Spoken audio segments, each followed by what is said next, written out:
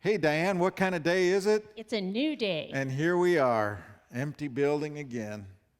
But it is a new day, and today we're going to talk a little bit about building. You remember those movies where they build barns, the Amish community comes together? Yeah, my favorite, I think, was Seven Brides for Seven Brothers, when they all got together and the whole community came and they built the barn together. Or Harrison Ford in Witness. Oh, Witness. Harrison Ford. Yeah, well. Young Harrison Ford. Yeah, okay. Without his shirt on. And the dad says, we got a barn to build. And a day to do it. Well, today's fairy tale and scripture are all about building, so we better get to it. Today's fairy tale is The Three Little Pigs. And like all fairy tales it starts with once upon a time. Once upon a time, there were three little pigs. And one day, Mama Pig said to the little pig, it is time to go out into the world and make your fortune. And the first thing you need to do is build yourself a house.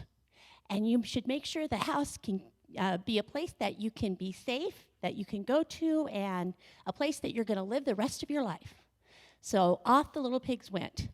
And they're walking along, and the first little pig sees a guy with some straw, and he's like, I can build a house out of straw. And it'll take me like an hour, I'll be done. And that's what he decides to do. So he builds a house of straw, and then he goes off and just went around dancing and playing and having a good time. Well, the second little pig looked at the straw and thought, well, maybe I want something that's going to be a little stronger. So he saw a man with sticks. So he made his house out of sticks. It took him a little bit longer, but pretty soon he was ready to go hang out with his brother, the other pig, that had his house of straw. And they were having a good time, but the third little pig thought long and hard about his house. And so he made his bricks out of mud, and he formed them so they were sturdy, and he let them dry, and he put a lot of work into it, and he worked for days and days and days, and he built his house out of brick. And it was a nice, sturdy structure. And his brothers were making fun of him, like, oh, look at you, you're working so hard. We already have our house done, and we're gonna go sing, we're gonna go dance, we're gonna hang out with other pigs doing pig fun stuff. But the third little pig finally built his house. So one day a wolf came along. And if you know anything about wolves, you know they love pigs. So he sees the house of straw, and he smells that a little pig lives there. So he knocks on the door. Little pig, let me come in. And the little pig's in the house, and he's scared. He's like, not by the hair of my chinny chin chin. Then I'll huff, and I'll puff, and I'll blow your house down. And so he did. And the house of straw collapsed. And there's just the little pig there. So he runs to his brother's house, gets in with his brother in the house of sticks. And the wolf saw that, and off he went, knocks on the door. Little pigs, let me come in. And they both say, not by the hair of our chinny chin chin. Then I'll huff, and I'll puff, and I'll blow your house down. And he did. And of course, the sticks tumbled down, and the two little pigs run to their brother's house, their house made of brick. And they get in the house, and oh, they're scared. And the wolf comes knocking on the door. Little pig, let me come in. And they all say, not by the hair of our chinny chin chins. And the wolf said, well, then I'll huff, and I'll puff, and I'll blow your house down. And the third little pig said, well, you can try. So the wolf did. And he huffed, and he tried again, and he tried again, and no matter how hard he huffed, no matter how hard he puffed, no matter how much air he put in, he could not blow the house down. But he did notice there was a chimney on top. So he climbs up on the house, and he's going to go down the chimney to get to the little pigs that way. But that third little pig was really smart. He had a fire going on in a kettle, a huge kettle of water that was boiling. So when the wolf came down the chimney, plash, right into the big hot pot of boiling water. And that night, 3 little pigs had wolf stew for dinner. And they all lived happily ever after. Our scripture this morning comes from the 7th chapter of Matthew's Gospel, the 24th through the 27th verses, and this is the very end of Jesus' Sermon on the Mount. In Matthew's Gospel, Jesus did the majority of his teaching in this one sermon, and this is how he concludes so they'll remember the lessons he taught. Let's listen for God's word. Anyone who listens to my teaching and follows it is wise, like a person who builds a house on solid rock. Though the rain comes in torrents and the floodwaters rise and the winds beat against the house, it won't collapse because it's built on bedrock. But anyone who hears my teaching and doesn't obey it is foolish, like a person who builds a house on sand. When the rains and floods come and the winds beat against the house, it will collapse with a mighty crash. May God bless us with understanding for these words. So, the first little piggy was kind of lazy. He built a house out of straw. Wasn't very strong. The second little piggy wasn't quite so lazy, but he still built his house out of sticks, and it wasn't very strong either. The third little piggy, well, he was a hard worker.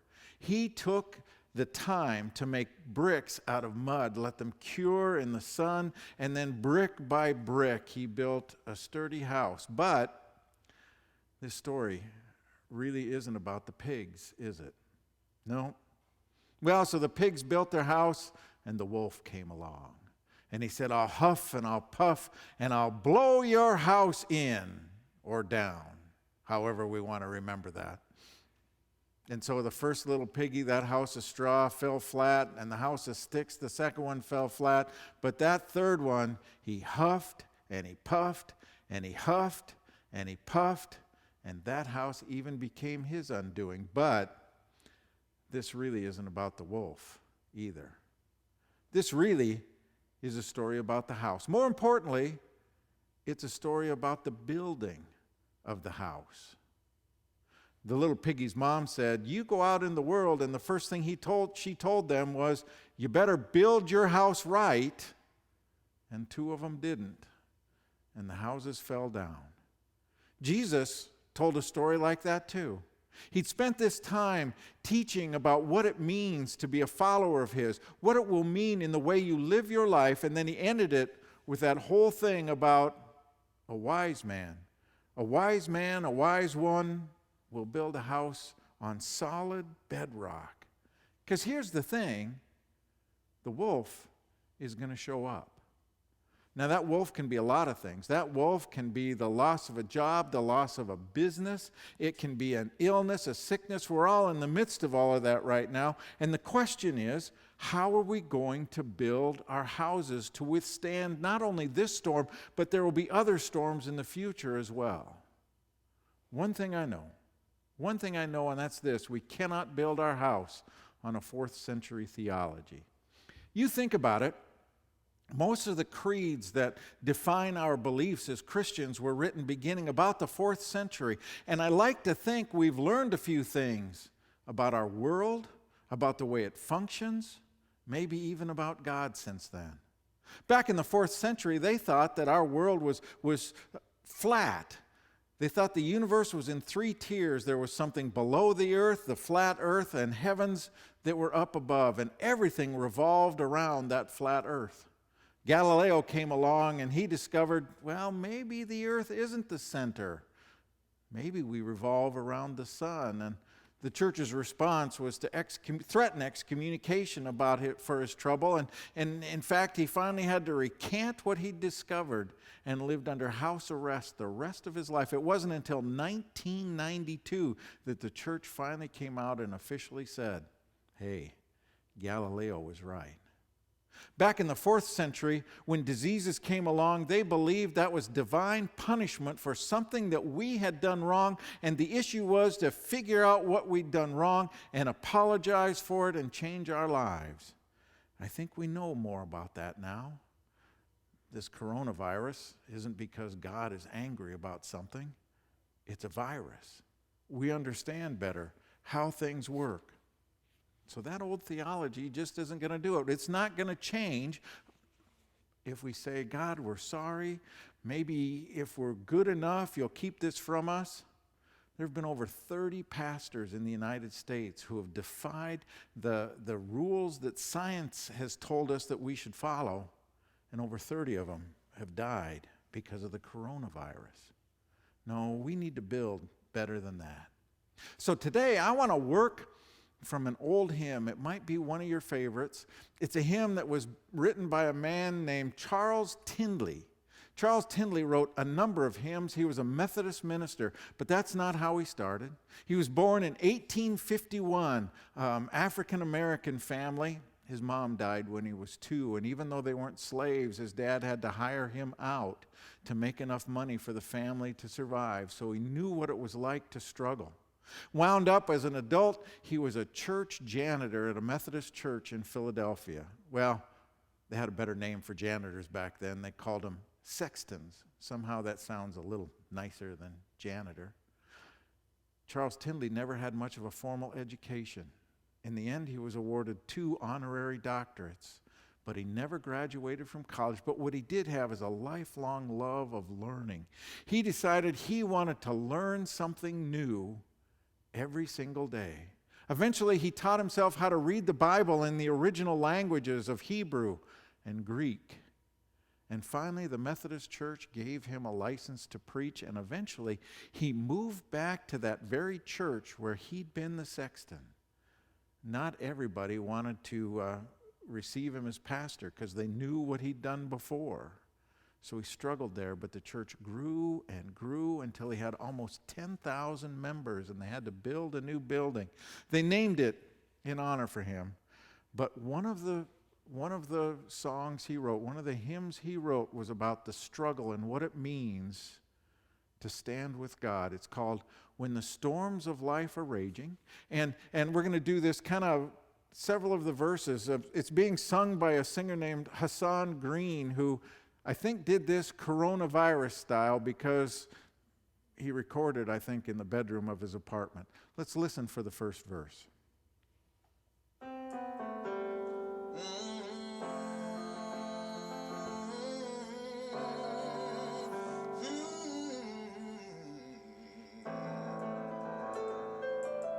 When the storms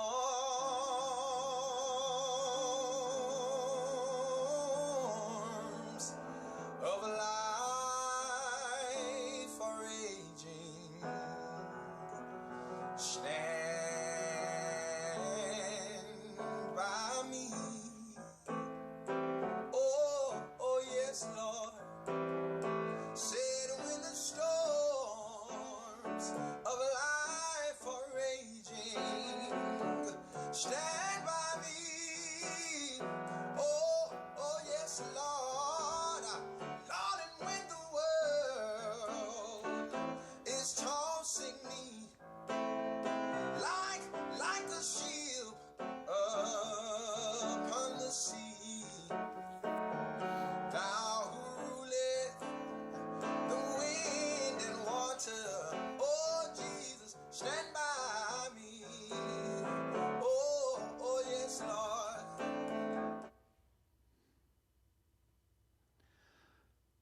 Powerful song, powerful story. When the storms of life are raging, and aren't they raging for all of us right now? We really do want God to come and stand by us. We have to build a life. We have to build a faith. Bob Mabey showed me this sign that Ruth Graham, Billy Graham's widow and wife and widow, had for a long time out in front of her house. She'd found an old construction sign that said about her life, "Under construction. Thanks for your patience." Under construction. Thanks for your patience. And in the end, her last request before she died was to have written on her tombstone, other than the dates, construction ended. Thanks for your patience. We're all in the process of constructing a life. And the question is, what are we going to build this upon? Jesus gave us a lot of teaching, but they all revolve about love, about putting other people first. And if we do that, we'll have a house that will withstand all of the storms. See, we're in the midst of a crisis right now, but Debbie, now let's go to that note. A crisis can't steal your faith. A crisis will only reveal your faith. If you find in the midst of all of this, you're starting to abandon what you knew about God, maybe you really didn't know much about God anyway, because God never said that the way of following Jesus would be easy or cheap.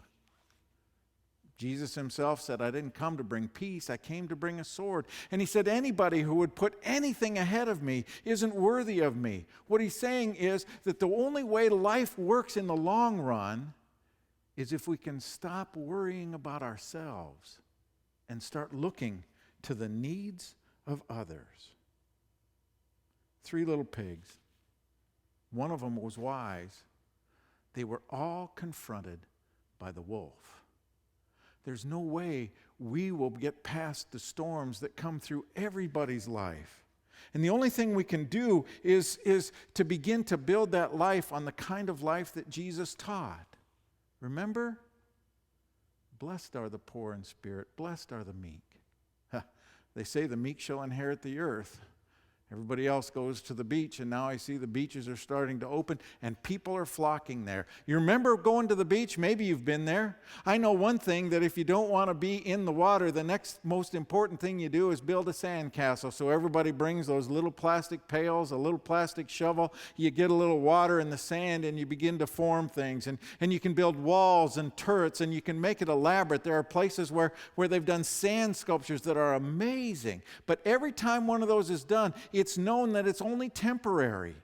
It's not going to last forever, because the waves are going to come in. The tide is going to rise. It might even start to rain. And all that work will disappear into the flatness of the sand. Life can be like that too. Life can be the kind of thing where if we start to base our life on what's best for me only, eventually it's all going to disappear. We live in a culture that says you got to watch out for number one first. You need enough money, enough success, enough power, enough authority, enough beauty, enough fame. If you have enough of that, your life will be great. But we all know that eventually all of that goes away. And Jesus said there's only one thing that lasts, and that one thing is how we love the people around us. That's what we dedicate ourselves to. Are we always going to be a success? Nope.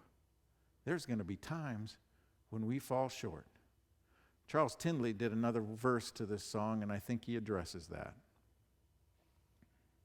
In the midst of fault and failure, stand by me.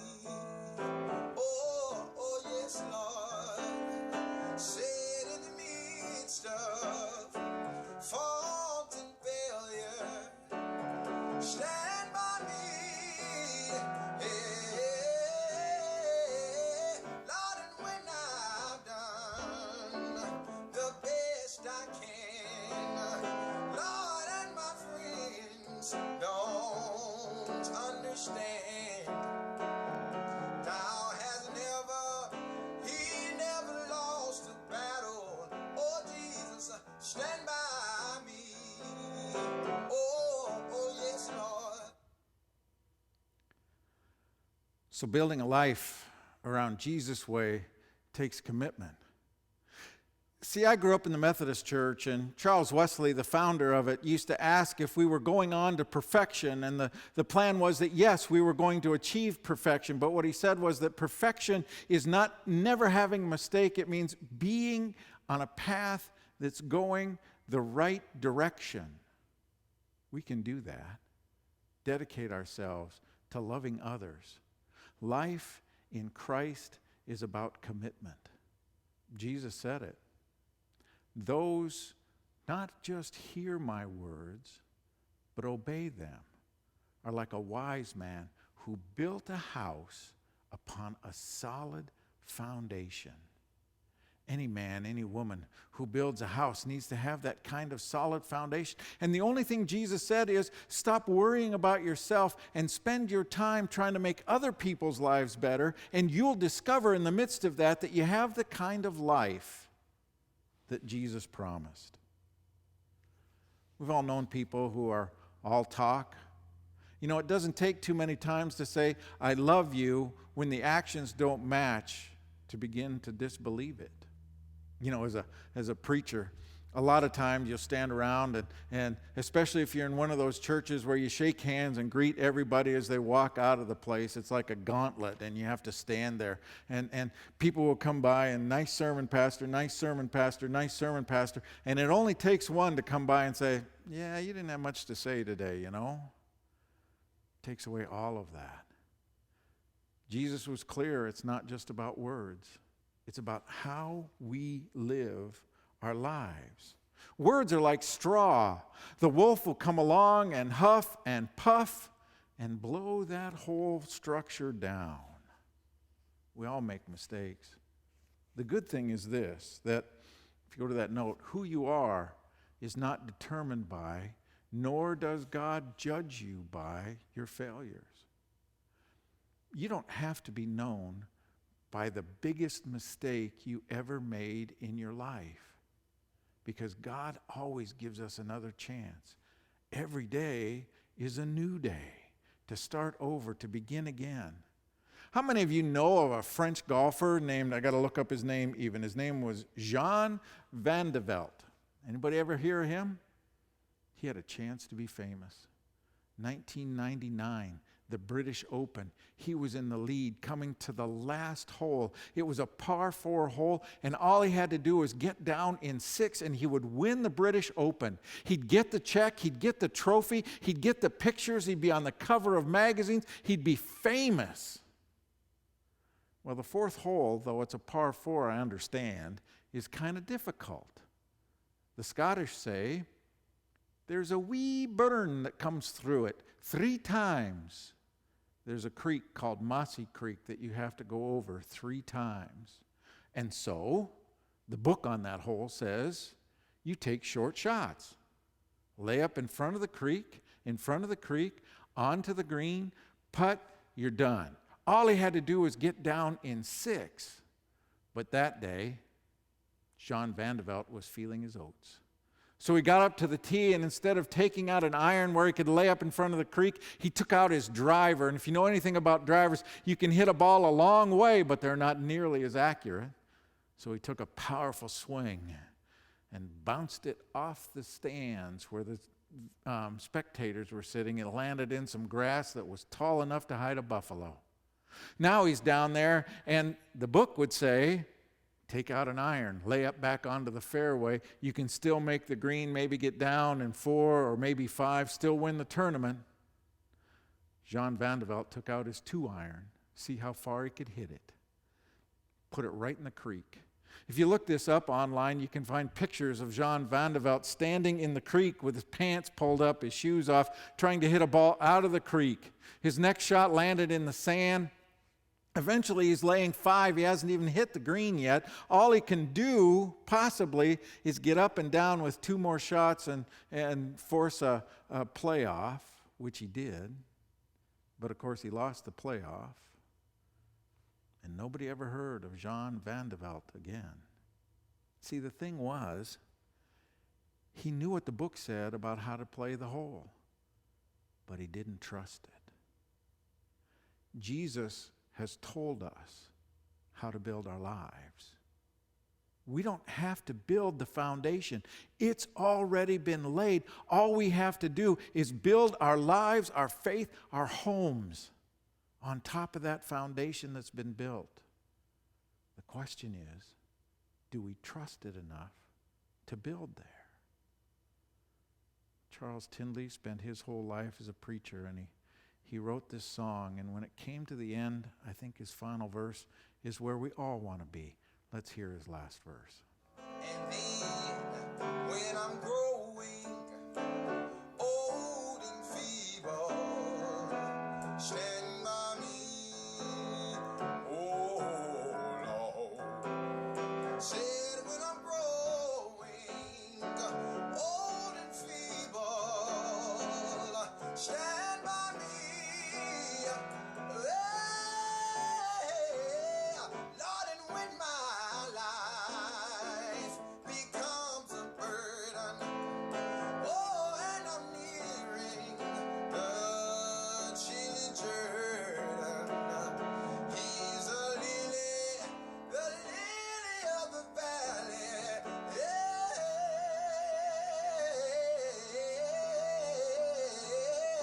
Yeah, stand by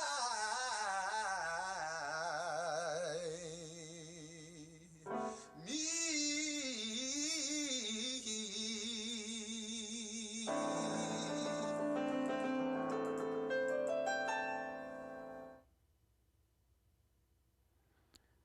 Stand by me. We have a chance, especially in a time like this, a time of crisis, to build the kind of life that God has called us to build, to show the love of God by following Jesus to everybody who's around us. And if we do that, no matter how great the storm, our lives will stand. Let's pray. God, we do ask that you would come and stand by us, because these are difficult times. It's not easy to stand in the midst of a pandemic and watch all of our plans be washed away. Help us, Lord. Help us to build our houses, build our lives right, using the kind of bricks and mortar that have sustained people. Help us to build on love. Help us to reveal you in us by loving the people around us. And we pray all of that in Jesus' name. Amen.